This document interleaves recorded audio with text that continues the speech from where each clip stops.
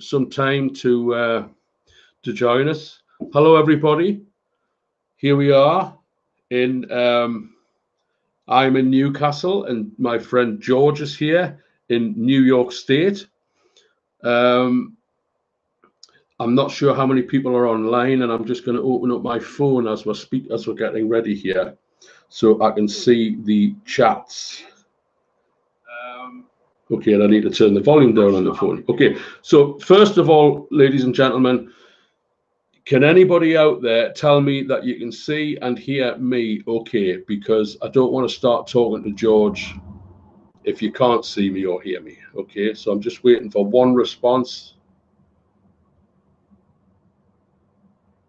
Okay, well, I think they can, George. Basically, if we can see and hear each other, they can see and hear us.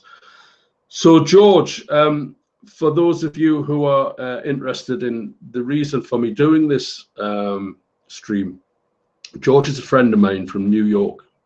And George was, I guess you could say, the guy who got me started in New York as a musician. And I knew George for some time. And I knew that George had been at the Band of Gypsies gig at the Filmore East New Year's Eve 1969. And I was impressed enough by that. I later found out, George told me that he also was at the Woodstock Festival where he saw Hendrix play there. Now, this conversation isn't an exclusive Jimi Hendrix conversation, but I found it to be extremely interesting that George is probably one of an extremely small minority. I don't know how small a minority George might be in to be able to say that he saw Hendrix at Woodstock and at the Band of Gypsies at the Filmore East. So I also saw him with the Experience. With the Experience as well, absolutely. Yeah. So, ladies and gentlemen, my friend George. George, nice to meet you. Thank you very much for joining me this evening or this afternoon. Thanks for having me, Paul. Yeah. So, tell me, I mean, obviously your love of music started before Hendrix. And you're a professional guitar player and you love the Beatles. So, I mean, George, just tell us, start talking about the New York music scene when it was in its heyday that we now look back on with great fondness, Yeah, well, actually, Paul, thank you, Paul. I came up at a time where I was really on the cusp between, the Beat generation and the hippies. I mean, I was a hippie myself, but I had older cousins who were really in that beat scene, in that folk scene, and gravitated to Greenwich Village in New York in the late 50s and early 60s. So even as a child, I was going up to, for example, the Newport Folk Festival and the Newport Jazz Festival, because it was always taking place in the summer. Yeah. And oftentimes those cousins that I'm talking about, their family and our family vacation together.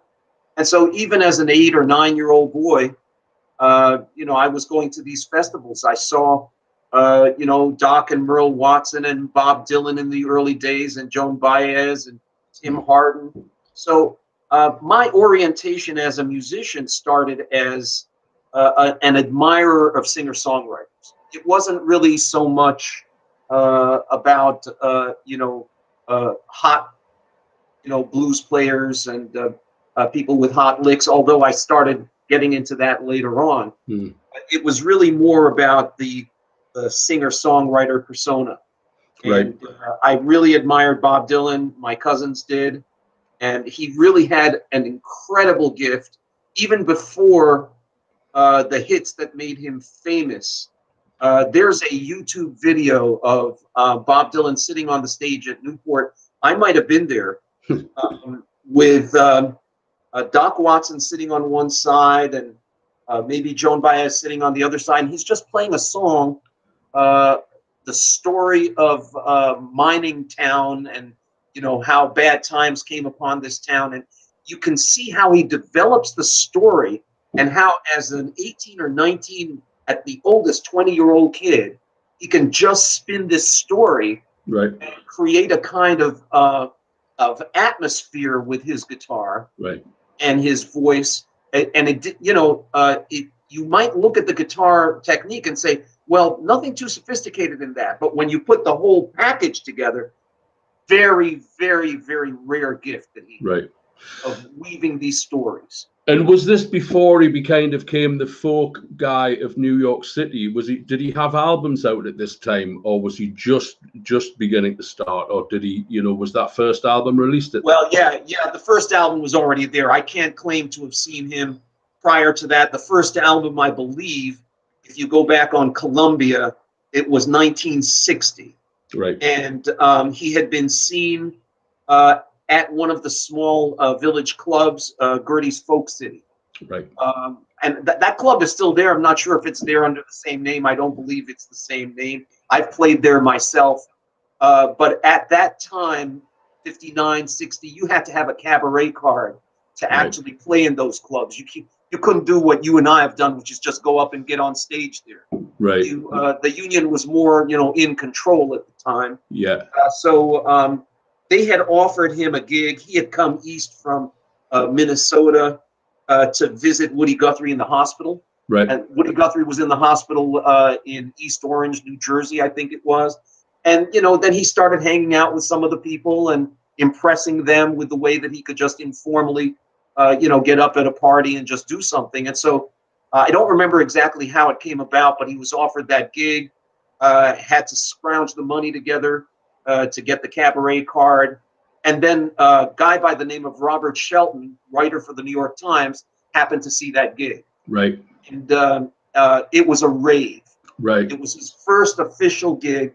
And the guy gave him a rave write-up in the New York Times, which propelled him head and shoulders above the other wannabes in the village at that time. Right. And the rest was history. I didn't see him before that. I didn't see that gig. Yeah. But, certainly my older cousins were aware of him from very early times. And once that first album came out, he came out with albums 2 and 3 and 4 in fairly quick succession. Mm-hmm. I did not see the famous concert where he went electric and he was booed off the stage. And, he executed, from all reports, an orderly retreat from the stage, And, the guy had balls, I have to say, and you have to have it. Now, I heard something years later, and maybe you could tell me if this is true, that Elvis Costello, when he first appeared on Saturday Night Live, which is a big show here in the States, as you know. Mm-hmm. And so it was his first, as I understand it, was his first live broadcast to a national audience in the States. Yeah. So he was just breaking in the States. And he started with one song, and then they were several bars into the song, and he stopped the band. Yeah. And he gave them some instructions, and they went into something else. Right. And it ended up being brilliant, right? Yeah. That's the kind of balls I'm talking about. If you go back a generation before that, Dylan had it too. Mm-hmm. Mm-hmm. So I also remember you telling me, George, that the story about when the Beatles came to New York and you being kind of, I seem to remember you telling me that you were listening on the radio as the airplane was approaching US airspace. That's right. Can you tell us about that as well? Yeah, I'll tell you, Kennedy had just been assassinated. Right. It was February of 1964. The psychology of this country, the United States, was kind of in a funk. And suddenly, and I know that the Beatles were happening for a year before that. And even prior to that, in Merseyside, in England. But we just got wind of them, at the very beginning of 64. Mm-hmm. And February of 64 is when they came over for the first time and had that brilliant press conference in the Pan Am building. Well, I was in junior high school at the time. Right. And we were all, we had these desks that went up like this, and we all had our transistor radios in the desk and, one plug in the ear. And I think it was WMCA or WABC at that time. They were reporting mile by mile as the plane crossed the Atlantic. And, a lot of kids, not me, but a lot of kids cut school that day and they went to the airport. And, the Beatles, by all reports, were surprised themselves at the reception. Right. They couldn't believe it. Yeah. That's right. You've seen the pictures of them coming out of the plane. Now, I saw that Sunday, I saw the broadcast on Ed Sullivan that changed everybody's life. I mean, Tom Petty, Bruce Springsteen, you name it, they were all glued to the television that very same night. Yeah. I saw that broadcast. It was the most exciting thing in my life up until that point. So many American musicians I've seen, you know, like Billy Joel, I think like so many American musicians that, you know, they say, I saw the Beatles on the Ed Sullivan Show and it was like, that's the way I want to go. That's me. That's what I want to do. And I think about that as you know, it's like for four lads from Liverpool, the talent, of course, the talent was well deserved, but you know, to go and be the kings of New York in like 5 minutes flat. Of course, it looked like 5 minutes, Paul, but it was years. It was years in the making. Yeah, the build up to it, of course. Yeah. And I saw George Harrison say that they thought about Hendrix. They thought about Elvis. Yeah. Doing all of this stuff and being alone. As he went up the career ladder, he was alone, and he said we had each other, and I just thought to myself, you know, that made me think just how, you know, that could have been a stressful thing. I think fun, but stressful, frightening, shall we say, or exciting, you know. Yeah.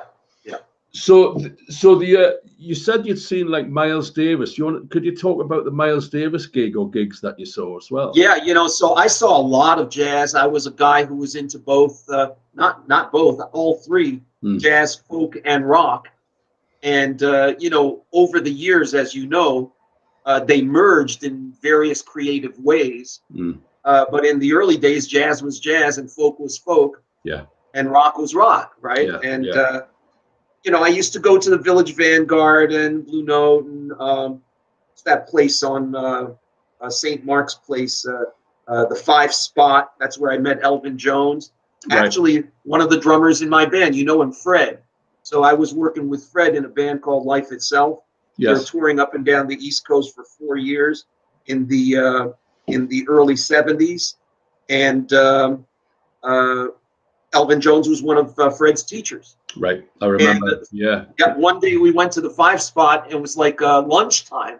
Elvis was playing the lunchtime set at the 5 Spot, which I don't see guys of that stature playing lunchtime sets anymore. Yeah.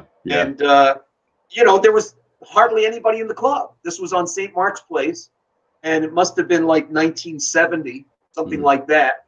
And Elvin Jones on the drum. I don't remember who else. And on the break, he comes over to the lip of the stage, and Fred and I were, and Fred is a big guy. I'm not a big guy, but Fred is a, you know, bigger guy than me. And he leaned down, you know, the 5 Spot had about a 1 foot riser for a stage. And he leaned down and he picked both of us up, one in each arm, and turned around and showed the audience and said, these guys are playing some great music out there, you know. Really? Wow. Yeah, I know. I mean, he never heard our band or anything, but he was just so gracious. You know what I'm saying?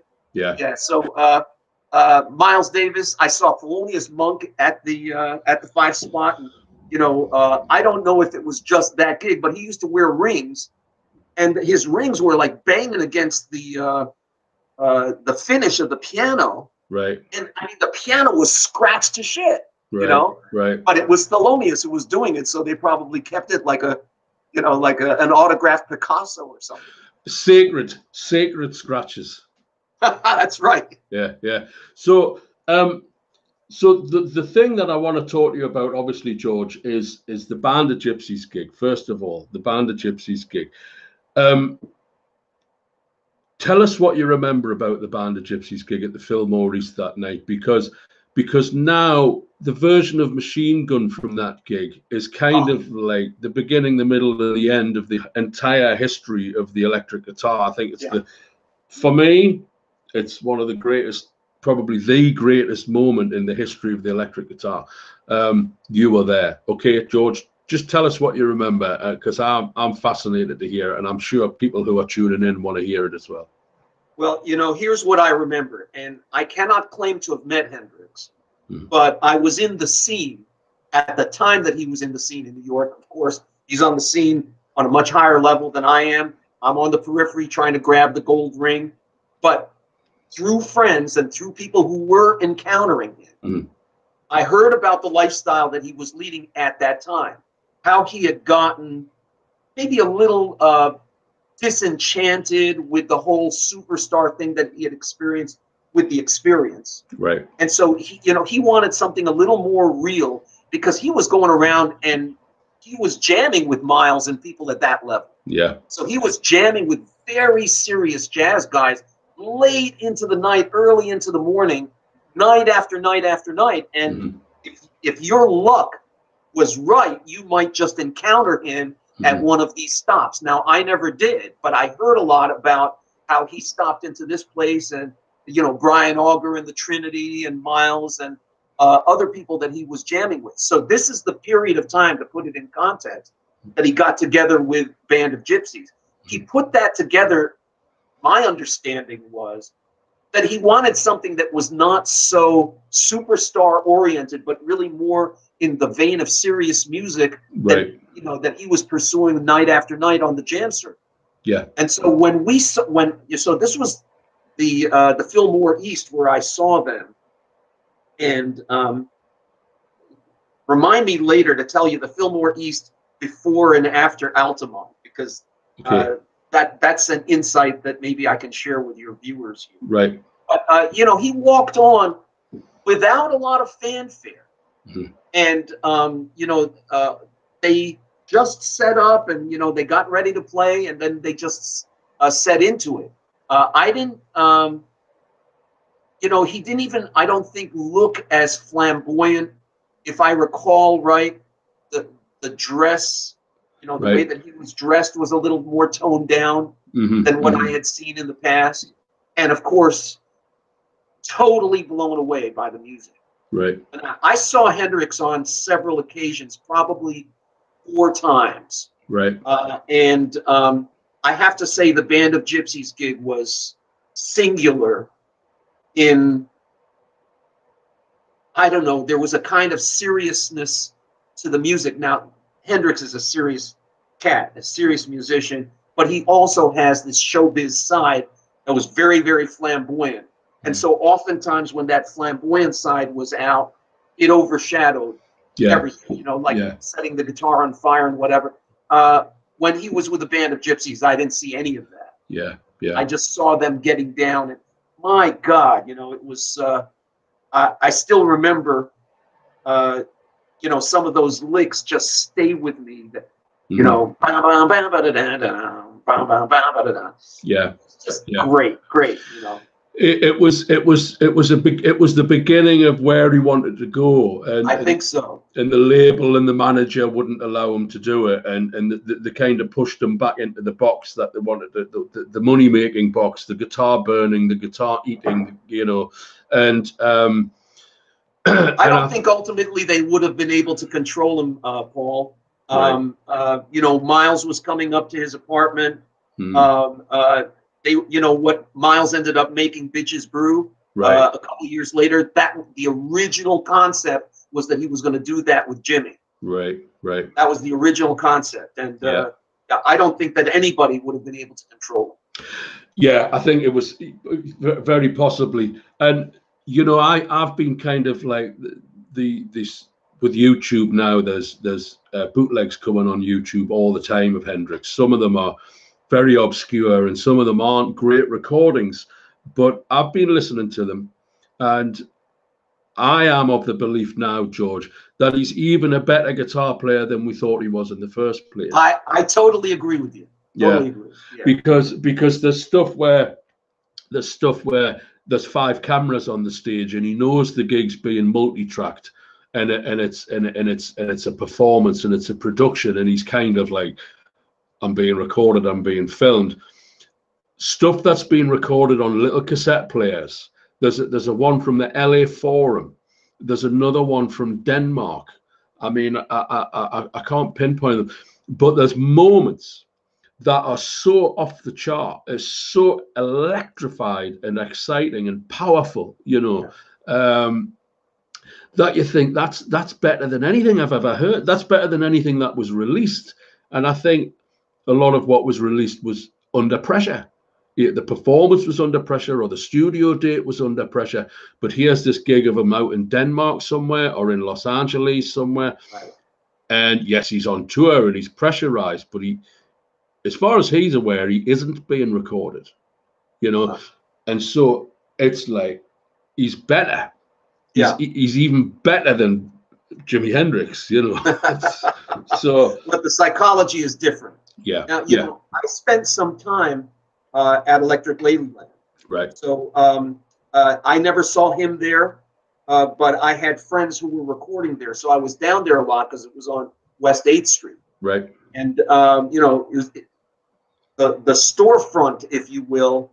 If you didn't know that that was Hendrix's studio, you would just pass it right by. It was a kind of curved brick facade with a tiny little slit window on the top, if I recall correctly, and just a metal door. And it led down to a subterranean, you know, a basement level studio. And he had all of the state-of-the-art shit in there.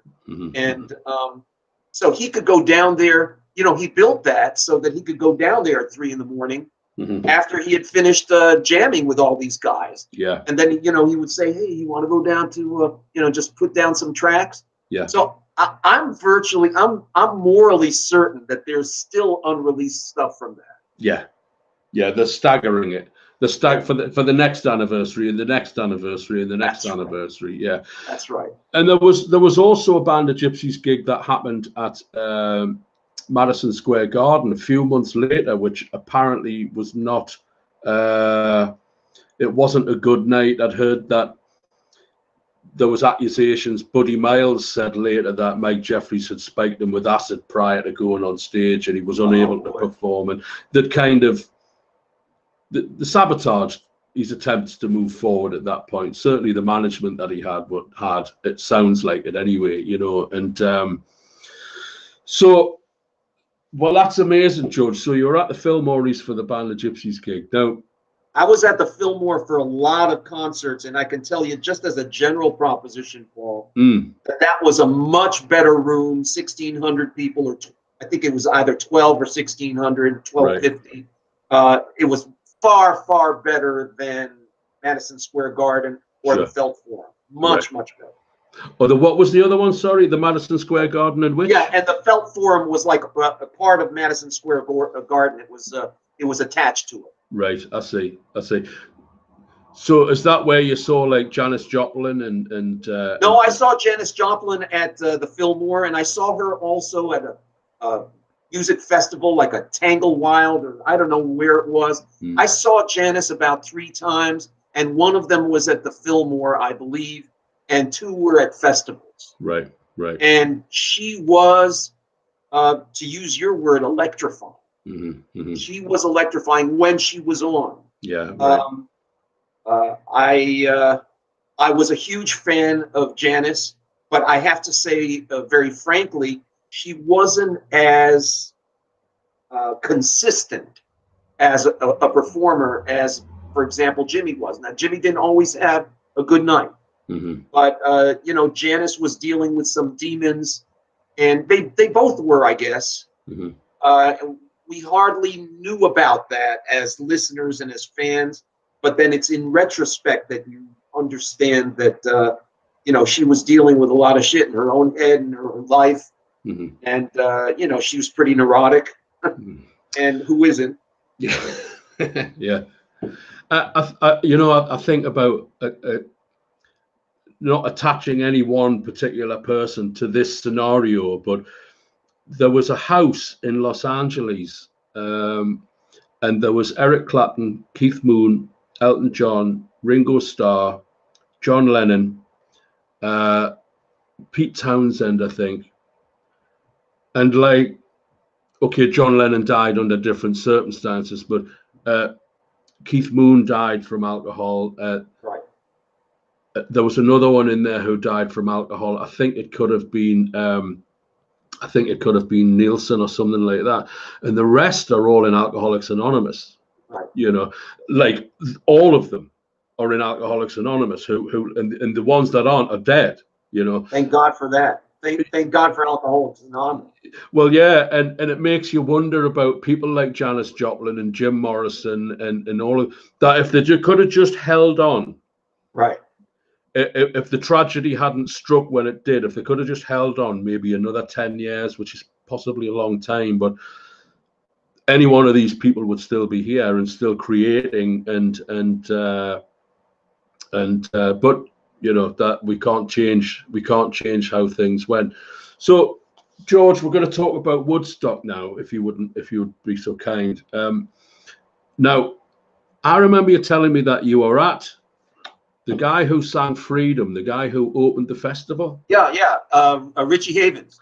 Richie Havens is a guy I met once in the East Village. He had an apartment off of Avenue A, and I believe it was 9th Street or 10th Street. Mm-hmm. And I had a girlfriend at the time who lived in the building next door to him. And so it was not uncommon to see him walking around, even after he was famous, right, with his big bag and whatever. And he had a singular kind of style, very, very nice cat. Mm-hmm. Very, very much an East Village kind of guy, even after he got famous. He it seemed to me, anyway, he didn't let it go to his head, like some people did. Yeah, you know? And I love Richie Havens. He just had a big voice and a big guitar sound. Yeah, that he made, and the two things together were just anthemic. So tell me, George. Okay, so we were over here in the United Kingdom, and you were over in New York, and the Woodstock Festival happened, and it was before. Well, I was like 4, so it was before my time, kind of thing. August 1969. It was 69, right? So I was 3, literally 3 years and 1 month. So this festival, what was the vibe? How did you get there? What made you decide to go? And did people expect it to be as big as it was? And when you went home, did you sit there and go, Jesus, I just experienced something extraordinary? Or it was like that. Now, I have to give you a little context, Paul. In those years, now I was 17 at that moment, right? And Vietnam War had been going on. The hippies had kind of emerged from the previous beat scene, and the East Village, as opposed to Greenwich Village, had started to kind of come to the fore. So these are, for people who don't know, these are areas of New York City. Greenwich Village was where Bob Dylan, made his name, and a lot of other people, Judy Collins and Tim Hardin and Eric Anderson, they all made their name in Greenwich Village. But then as the scene got to be more and more of the hippie scene, it came to the East Village, which was not quite as gentrified and a little bit more edgy. And Bill Graham opened his Filmore East there in the East Village on 2nd Avenue. And there was another place on St. Mark's Place called the Electric Circus, where I saw a lot of bands. Different kind of environment. So the context is, let's say that you were fed up with the war in Vietnam and you just wanted to shout your opposition out loud. You stood on a street corner and you started doing that, and within minutes, literally minutes, and I don't think this could happen today, it would be 500 people. Right. And then you'd start walking up the street and up, to 3rd Avenue, and you turn north, and people would be looking at you, and you'd scream out at them, join us. And within a few minutes, you had 5,000. Right. And you had the cops coming out on horseback, and, it would just go crazy. So it was that kind of spontaneity. Right. Going to Woodstock. Yeah. It was the same kind of spontaneity. I had gotten a ticket, and I think somewhere in this house, I still have my ticket. Wow.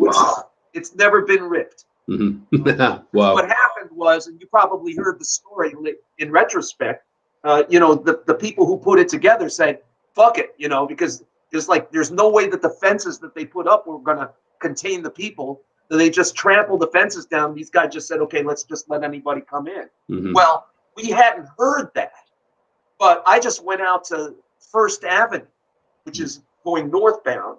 You know, the site of the Woodstock Festival was in Bethel, New York, and it was about 2 hours north of New York City. I just went out on First Avenue, which is the northbound avenue.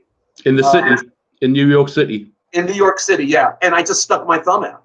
Right. And a Volkswagen minivan with one of those hatches on the top, you know, picked me up. And I sat on the roof with my, you know, legs dangling in the car, you know, the whole time up to Woodstock.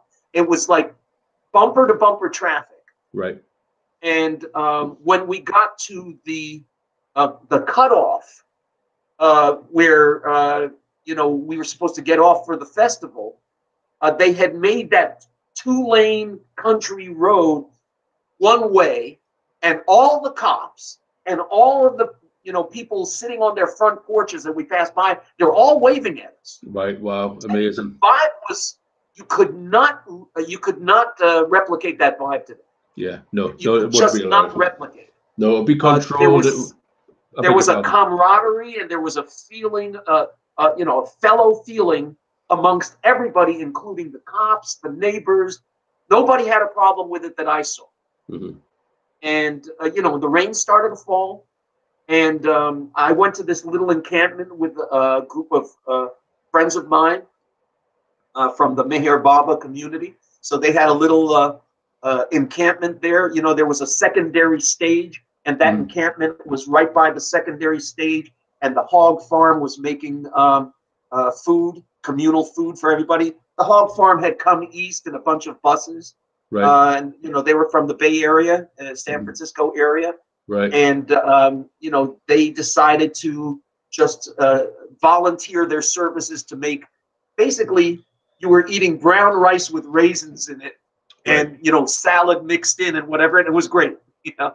So, I don't know, everybody just took care of everybody else. It was like Christ feeding the multitudes or something. I mean, when that spirit is there, then miracles happen. And that festival was a kind of miracle socially. And this is even without even beginning to mention music. Yeah. The when I we visited the site up at Bethel, and a friend of mine down in Pomona said, "Oh, you feel it when you go up there." He said, "You'll feel it when you go up there." And I remember thinking, you know, I'll tell you, you did. Stood at the top of that hill and looked down, and there was, I don't believe I imagined it, George, there was some residual thing that you kind of knew something. It was like, you know, I'll never put my finger on it, and I was told that I would feel something when I went up there, and I kind of went, yeah, maybe, you know. And I tell you, it was you feel it, and you think about, you look across the treetops and you think of Santana blasting across the tops of those treetops. You know, I saw that. I mean, so tell us about the music, and tell us about the there was, like, because it was so big, there were so many people, they were running out of food, they were running out of. There's the famous brown acid quote from the album, "Don't touch the brown acid." I mean, is there any little things like that you can recall? Well, I remember that that announcement. You know, I didn't run into any of that brown acid myself, but you know, my experiences with acid were on a whole other level. I had when I was in high school in New York, I had a very good friend whose father was a psychiatrist. Right. And so we would go and kind of get stoned at his house, and his room was upstairs from his father's office. And in his father's office, there was a refrigerator. And in the refrigerator, there was real Sandoz, you know, lysergic acid diethyldomide, you know, which you put a couple of drops on your tongue or on a sugar cube. Right. That was real acid. Right. Most of the stuff that was being passed around or sold as acid was STP or something else, and it was, you know, it kind of gave you a little bit of a hallucination or whatever, but it was not that transcendental experience that the psychiatrists were, treating people with. Right. Santana was, and you've probably seen the YouTube video, which is kind of viral. Of course. It's a very famous video. I was there, but I was on the rim of the hill. Now, I had seen Santana way up close at the Filmore East in rehearsal. Right. I don't even remember how I got into the rehearsal, but I was like right up front. And it was the first time I heard that kind of Latin rock. It rocked me. It was amazing. It was great stuff, Santana was great.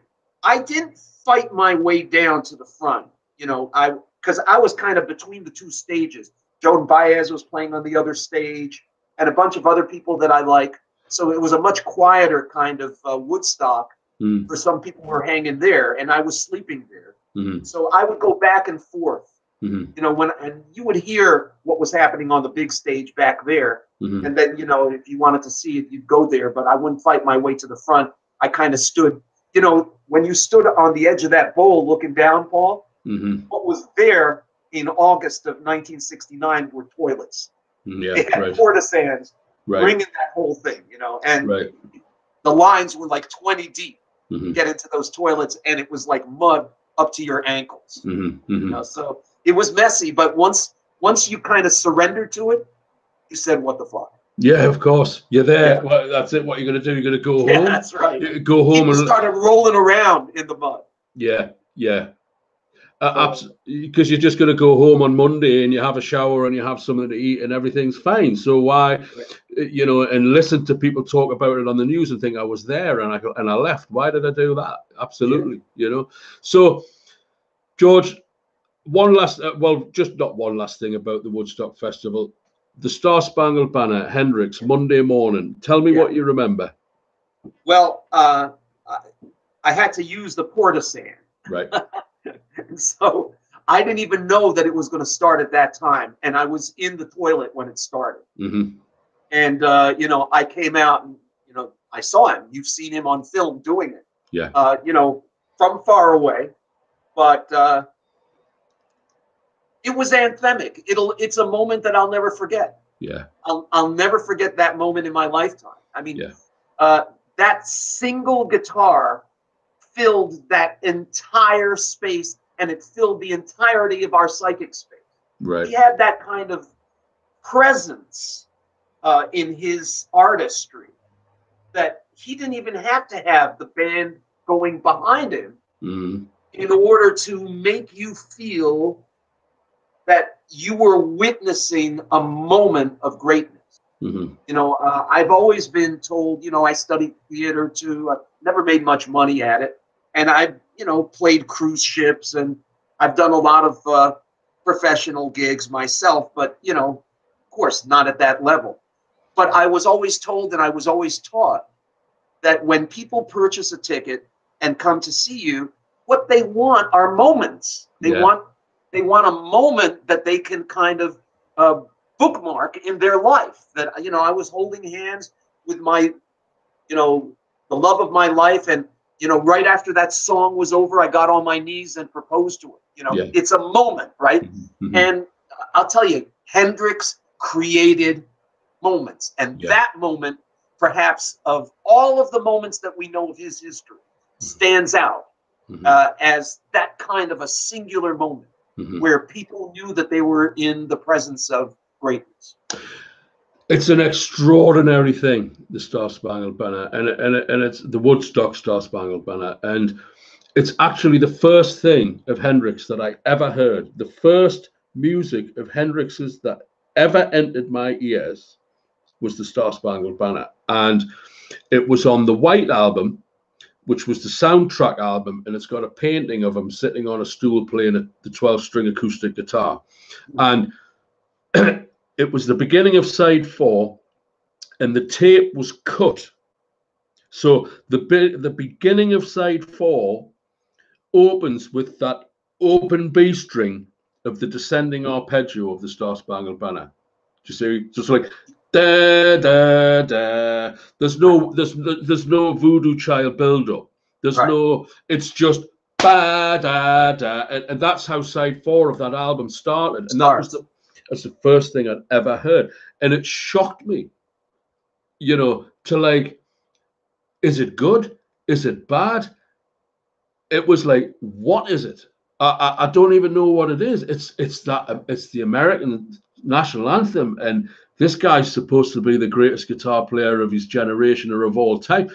And it took me some years to actually work it out, just how. And like now, these videos that are appearing on YouTube, sometimes they're just a still photograph, and it'll be the audio of Jimi playing, like I say, in Denmark. And you're listening, you're thinking, this guy's getting better. It's like the longer it goes that nobody really comes along to challenge him, that in itself makes him better. Yeah. And I'm kind of an old school guitar player. I like Blackmore, and I like Jeff Beck, and I like Hendrix, and I like B.B. King, and I like Peter Green, and I kind of the Eddie Van Halen and Alan Holdsworth is where it kind of dropped off for me, and I love Van Halen, and I idolize Alan Holdsworth, but that's where it kind of dropped off for me. And this is my opinion. It's not right. It's not wrong. It's just my feeling that.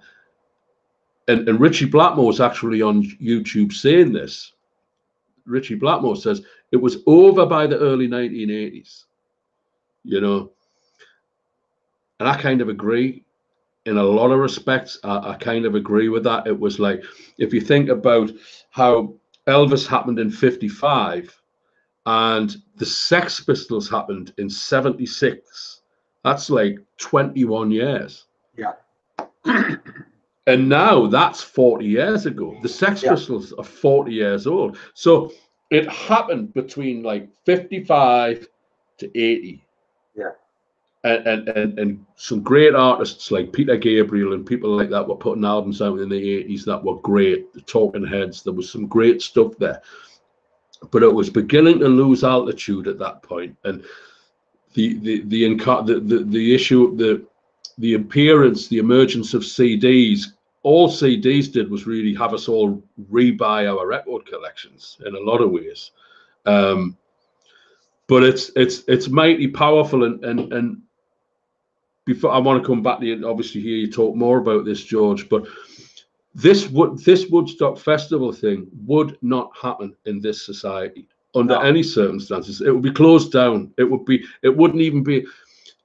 happen, but it would be controlled, and it would be corporate, and it would be commercial, and that it would be like, get your money out, spend. Yeah. Get the T-shirt, get the baseball cap, you know, get the key ring. There was none of that shit on sale. Yeah. I mean, there might have been some here and there, or pirated or whatever. There was a logo with a bird sitting on the headstock of a guitar. Yeah, seen it. Yeah. And, you know, so there were some posters, but I mean, nothing on sale there. There's no concession stand or anything. The only concessions were food. Mm-hmm. And I totally agree with your analysis, because 3 years later, the Rolling Stones did what was supposed to be and what was billed as a kind of Woodstock West in Altamont, California. Right. And it turned into a disaster. Yeah, horrible. Yes, it was with horrible. Hell's Angels doing the security. Mm-hmm. And, you know, Hell's Angels were trying to, and, you know, look, I lived in the apartment above Hell's Angels in New York City. So I was on 3rd Street between 1st and 2nd at 77 East 3rd Street in apartment 1C. And they had the apartment right below mine, and they were also the landlords of the building. Right. So once in a while, Hell's Angels would come up and knock on the door and just check my window grates and, you know, gates and security situation. Mm-hmm. And we were totally chill, totally cool with each other. As a matter of fact, I was out on the street, you know, this is in the East Village, and we're talking 1970 or whatever. And, you know, a couple of guys were kind of, you know, harassing me. And then 3 Hell's Angels come by and they go, hey, you know, they're waving at me. I say, hey, how's it going? And immediately the guys backed off, right? Yeah, right. So, I mean, we had a good relationship, and they were kind of quasi, even though they considered themselves outlaws and they had a 1% on their jackets, which on their vests, which means that they're kind of the outlaw fringe, and that's how they see themselves. But the hippie community and the Hells Angels were kind of cool with each other. Mm-hmm. And I'm sure that that was the same on the West Coast. Now, I did spend some time when I was 16 on the West Coast, and a Hells Angel took my sleeping bag and dragged me around Stinson Beach. But I mean, no harm done. You know, it's just a little bit of fun. Mm-hmm. But by the time 1972 came around and that concert in Altamont, the dark side started showing up. Mm-hmm. And, you know, somebody got stabbed, a couple people got killed, and the Filmore East situation went downhill very quickly.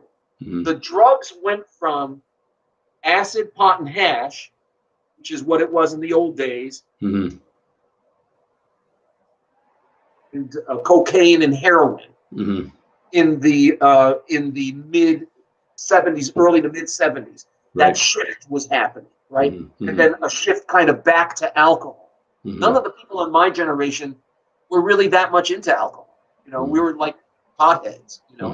Mm-hmm. And when that shift happened, suddenly you went back to Filmore East, and some, you know, jerks had been taking knives and cutting up the seats and whatever. So it was just a change in vibe, Paul. Right. Change in vibe. And we could all feel it. We could all feel it. Would you say that that was the kind of beginning of New York City getting dangerous as a whole? Well, no. I mean, you know, New York City has had its ups and downs. And, you know, I guess in the 70s, now as I look back and I look at, you know, newspaper headlines that I hadn't been reading at that time, New York City was in a pretty bad way. Yeah. In the 70s, with the pollution and the funding and you know, everything else. So it was fiscally in a poor way, and it was environmentally in a poor way. And I think that there were also a lot of police problems. I know that a friend of mine, Lance, who was a hair cutter, we all used to hang out in this haircutting shop called Central Park Mall on St. Mark's Place. And Lance was one of three brothers who had founded that place. And one day, he and his girlfriend were found killed in the apartment in back. Wow. And I remember the cops coming and questioning all of us. So I guess we were touched a little bit by this crime wave. But from where I was sitting, and you might say that I was a little bit clueless, you know, because I was just involved with my music and everything. But I was just excited about, you know, being young in that time and place. Yeah. It was an amazing time and place to be young in, and to be creative, and to be an artist at whatever level. And you know, so, but when it changed, when it went to alcohol and heroin and whatever, which I'm sure were always there, but they came to the fore again. Right. Yeah, that changed the whole scene. The whole scene went south from there. Yeah. Well, it's gold, George. It's gold. These stories and these experiences of being there in the thick of it, when it was, you know, I guess it would be a bit like being in London in 1968, you know, Right. with Jeff Beck and people like that playing. And but, you know, just one last thing on the Woodstock Festival. So the festival ends, you get a lift back down to Yonkers, and you go home and you sit down and you think to yourself, did that really happen? I was living in the city at that time. Right. I went back to 12th Street between the A and B. And yeah, you know, I was buzzing with it for days. I had a very good friend who was he was working in an off-Broadway show. You know, that stretch of 2nd Avenue that runs through the East Village. Yeah. Used to be the Yiddish Theater. Right. It used to be the center of Yiddish theater at the turn of the 20th century. And that's a whole tradition in itself. You can even still find the remnants of the restaurants and whatever that used to serve that community. They're few and far between now. But if you were in New York when I was, you would have seen those people who are now older, who were part of that scene. in the early 1900s. And so that was a very creative scene. And then some of those theaters were retained as theaters. One of them became the Filmore East, but another one, which is still a theater about 3 blocks north of where the Filmore was and on the other side of the street, the Orpheum, I think is the name of the theater. And it's actually, they're in their, I don't know, 25th year of that show called Stomp, where they, they get on garbage can lids and they stomp, It's pretty impressive. Well, my best friend was working in that theater on an earlier show called Your Own Thing. And he saw all these people kind of streaming back, shell shock from Woodstock. Right. And I guess if you're asking the question, how did you feel when you got back? Did you feel like you really had been a part of history? Well, I saw it most clearly in my friend's eye. Right. When he realized that he had missed it. The effect on you. He saw the effect on the people coming back, right? That's right. Yeah. That's right. Yeah. He saw the effect on the people coming back, and he realized, wow, I was like 2 hours away from this thing, and I couldn't get away from my job. And, so I'll only hear about it second. Yeah. And watch the film. Watch the film and listen to the records. Yeah. That's right. Well, I mean, that's fantastic, George. I really appreciate you talking to us this evening like this. We'll just take a pause. So many people are, yeah. If any of your listeners have any questions, I'd be very happy to answer. Yeah, people are saying it's a privilege listening to the stories. This is great. Absolute class. Loving the stories. Yeah, everybody's loving it, George. Everybody's loving it. So, does anybody have any questions for George? While they think of that, maybe I'll tell you another story. Do it, yes. I used to do some street busking with a guy named Ron Price. Ron had one record out called Sunday at the Beach with You. It got up to about 22 on the charts. But he was there in the scene at the same time I was, trying to write music and, reach for the brass ring. And we did some busking together. And then he got a gig at what's the place where you played, Paul? The Bitter End? Yeah. He got a gig at the Bitter End as a second act or a backup act for John Denver. John Denver was just starting out as a big solo act on his own. He had been part of the Kingston Trio and a bunch of other acts prior to that. He had this beautiful tenor voice, very beautiful 12-string guitar, and a beautiful persona. Right. And Ron told me, because I was going to go down and see his gig, he said, hey, you've got to meet this guy, John Denver. He's the sweetest guy. And, this is a little bit after these things that I'm telling you about now, so it's going ahead maybe like 4 or 5 years. Right. And I go into the dressing room of the Bitter End, which was straight back at that time. Yeah. And the first thing Ron does is introduce me to John Denver, the sweetest guy in the business that I ever met. It's just, and I know from biographies and documentaries later on, I know that he had his share of problems and whatever. Yeah. But just a class act, very, very gentlemanly and very accessible and sweet. Let me play his guitar, it's just wonderful. A great songwriter. Yeah, great songwriter and performer. Just a great persona on the stage. He had the whole package. Yeah. A lot of people don't have the whole package, as we know. Yeah, tell us about it. Yeah. The feedback is, no questions, George, but the feedback, everybody is overwhelmingly positive. And the stream will be online after we finish, and you can read the comments and just how much people are loving hearing this. And I'm so glad that they are enjoying it, and because it's I feel privileged to know you, George. And let me just tell the people who are watching how we know each other. I put a video on YouTube called A Messy Jazzy Blues Thing.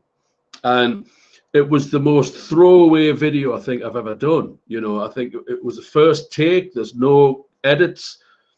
There's no, you know, cameras to cut to or away from. And this, that, and the other. And I put it online, and I was very new to YouTube at that time. It was probably within the first 5 or 10 videos that I'd uploaded. And George emailed me from New York asking to buy my tutorial DVD with questions about the dollar-pound exchange. And the answer was, well, just buy it. PayPal takes care of all of that, and I'll ship it to you. Thank you very much. And I think George just said, yeah, great, thanks, I'll buy the DVD. And I remember thinking, that's that, right? Okay, well, that guy's taken care of.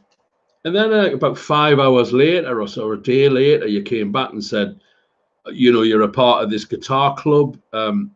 Not a guitar club, the guitar fraternity. Right. What did you? It was the Westchester Putnam Guitar Society. Guitar Society, yeah. And I was the musical director of that. Yeah, and you said, would I be interested in coming to New York and doing a master class, and you know, we'll try and help you out and make the trip. And I met Thierry that night. I met Thierry, and Thierry was talking last week, George. Right. Thierry was my first guest, and great, and everybody loved Thierry as well. And as you and I both know, Thierry is an absolute fucking monster on the drums. I mean, it's a shame we couldn't have him playing the drums, but obviously it doesn't make sense. But and that's where, for my viewers, whatever you want to say, that's where that was the beginning of me starting to get a foothold in New York. And right. I've loved being a part of the New York thing, and I've gone on to meet all of these great players, and we've done some great gigs and great experiences. And I miss you all, and I have every intention of coming back as soon as it is possible that I can put everything in place. So, well, your room is waiting for you.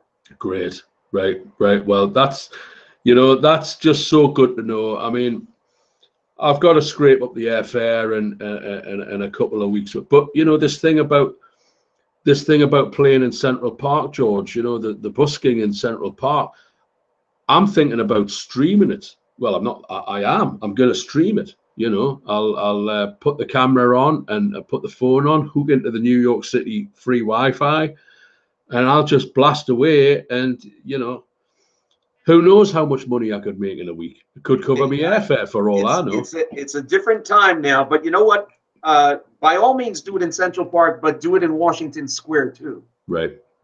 Yeah, so Washington Square is downtown. It's kind of like the quadrangle of New York University.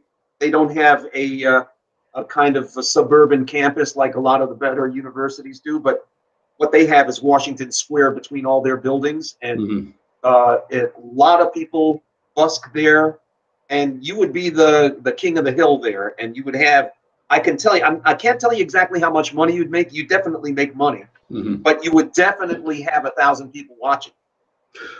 I'm on my way. Okay. I promise you, George, I am. I've said it many times, and I've always come to New York when I've said them, and I am going to come to New York. I think maybe I just need to get on Expedia and book the bloody flight and get over there. And just, you know, book it, man. Life's short. Life is short. Life is short, and we haven't heard enough of you. Yeah, I know. I mean, I love New York. I've got no regrets, and the time that I was over there living up in Suffolk, I was lonely. You know, I was lonely, and an opportunity in Europe came up, and I took it, and I came back. And as the dust settled, I kind of thought to myself, well, New York, you got to go back to New York. So George, that's great. Thank you so much for your time, and thank you so much for your stories. And you're a Tai Chi teacher and a mindful meditation. We'll talk about that another time. Maybe Tai Chi and meditation and all these things I did to kind of heal myself from the craziness of the 60s and 70s. Yeah. That's for another conversation. But it was a privilege to be with you and your followers. Thank you so much. Brilliant, George. Thank you very much. Now, we're going to say goodbye. George and I are going to say goodbye to the viewers. I'm going to say to George, before I hit the stop broadcast button, I don't know if it'll end the stream between you and I. It may just end the stream that's going out to the internet. Okay. If it does end the conversation between us, I'll call you on WhatsApp straight after. Okay. Fair enough. So thanks very much, George. Thank you, everybody, Thank you. for watching. And Okay. just keeps getting better. Talk to you soon. Brilliant. Thanks now. Bye-bye. Bye.